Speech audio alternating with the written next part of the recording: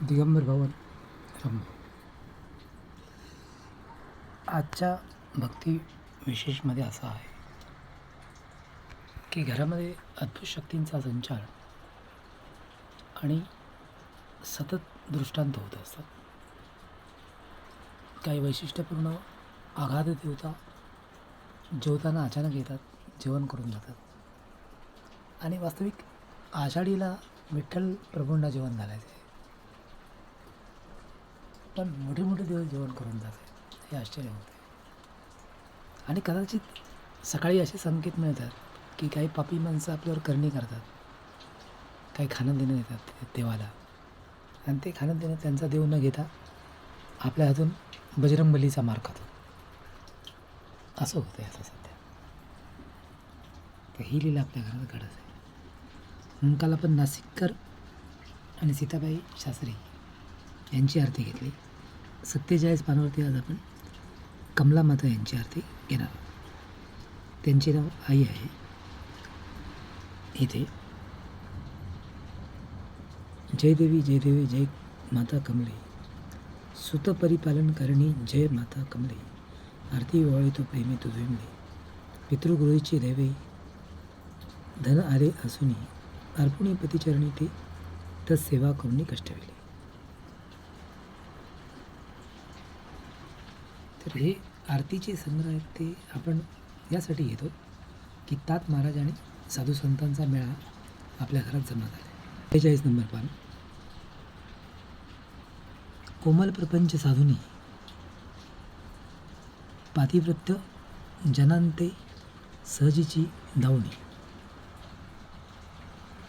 कुपी पडता स्वामी धावणी आले, बाहेर काढून तुझला तिने रक्षिले, केशर कस्तुरी पद स्वामी गृही दिसले, दत्त प्रसाद फलते भाग्यानुभवी, अन्न जिरे न तुझे जय स्वस्थ चित्ती असूनी, वर्षत्रय भोग असा सहजची भोगवणी, यतिराज पादुकांचा कर्ण देऊन, तोषविली तरी श्री ताते तुझला गौरवणी, प्रपंच कार्य साधून स्थान स्वामीची, सुस्थिर करुणी उत्सव चालविले प्रभूंचे, पुरवणी बहु यत्ने निज पती हेतू मणीचे, त्यजिले कलेवराते यश ठेवून साचे, रंगनाथ सदाशिव वैद्य शास्त्री बुवा नाशिककर यांची ही आरती आहे.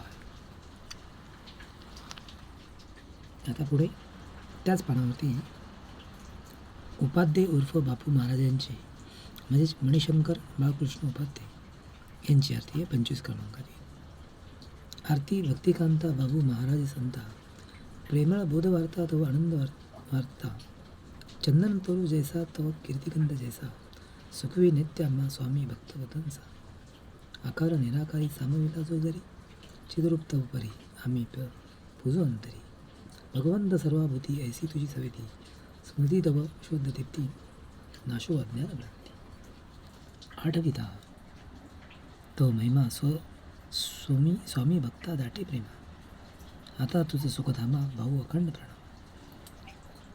स त्रिलोकेकर यांनी आरती बोललेली आहे. आता बाबू महाराजांची ही 26व्या क्रमांकाची आरती आपण उद्याच्या ग्रंथामध्ये घेऊ, कारण की आपल्याला कसं आहे, ग्रंथ हे वारंवार एक परंपरा चालवावी लागत आहे, त्यांचे सत्तेने आपल्याकडून करून गेले आणि स्वतः चक्रधर स्वामींचा आपल्याला पूर्ण आशीर्वाद असल्यामुळे हे शेवटी योग्य काम आपल्या हातून होत चाललेलं आहे.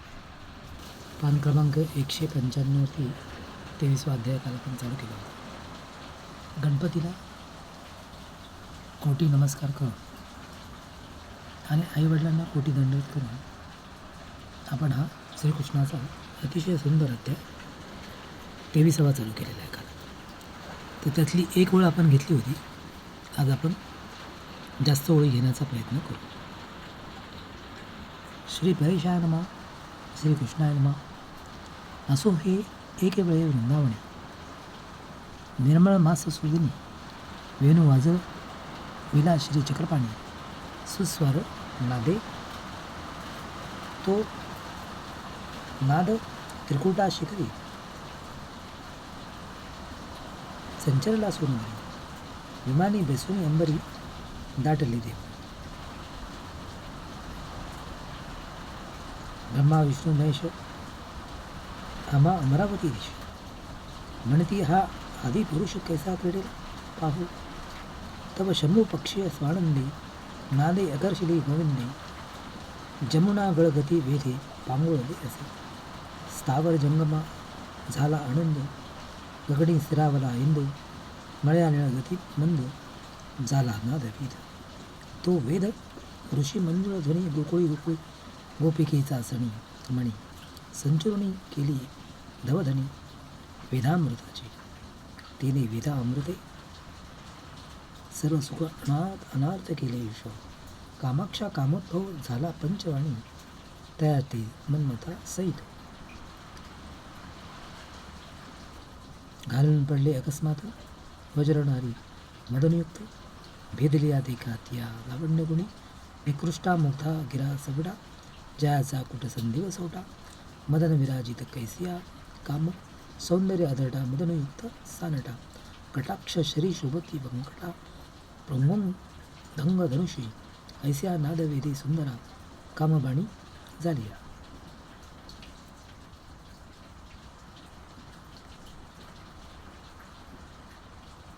जर्जरा. हरी विरय भरी अपारा. पिळला अवस्थेन. मग केली व्रतारेसी चोरी. निद्रिस्त सांडिले सेजेवरी. एकी सुखी परिवरी सांडिला ते तिच्या तेथे. मग आपण पूर्णचंद्र प्रकाशे कृष्णा भेटा उद्देशे. वृंदावन पंथे सुरसे निगती झाल्या. राव म्हणे मुकुट सुखदेवासी. लिकुरवाणी श्रीसी कवण. अधिक माणसी पे निरोपीजी. तरी ताण पित्ते बाळकाते. सोडून गेली कठीणत्वे. आणि गृहपती रहित झाली गेली. एरी म्हणे मोक्षा लागुणी जेवी गृहसंपत्ती. तेजून प्राणी संन्यासी धर्मेली गती. तर अशी श्रीकृष्ण प्रभूंची अगाध लीला आहे. आणि या लीलेवर आधारित आज आपल्याला गावाकडचा शोध लागला. रामभाऊ अगाध आणि अजरामर गावचा शोध लागला. तो शोध आपण आता सांगू शकत नाही, कारण की त्याच्यावर संशोधन करून निराकरण आणि उपाययोजना शोधायच्या आहे. काम अतिशय कठीण आहे, पण प्रभू आपल्याकडून करून घेते. म्हणून आज एकच पानावर आपण थांबतोय, कारण की आजचा अध्याय आपल्याला मोठा करता येत नाही. वेळ आणि जागेची खूप कमतरता आहे आपल्याकडे. तर आपण हा अध्याय इकडे काही ओळीवरती थांबवणार,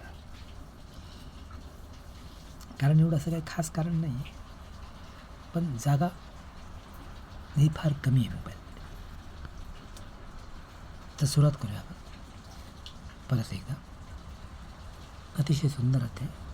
वणी असता सहित सेवी तेवी राया वणिताची चित्ते निराशे झाले कृष्णगीते. तेने गृहसंपत्ती बाळकाते विसरून गेल्या. म्हणून पती भय रहित झाली अवस्था भूत. कुठे भेटेल गोपीनाथ. म्हणून गिवसिता ती केसिया अति उत्कंठिता. तारुण्य भरे काम उन्मत्ता.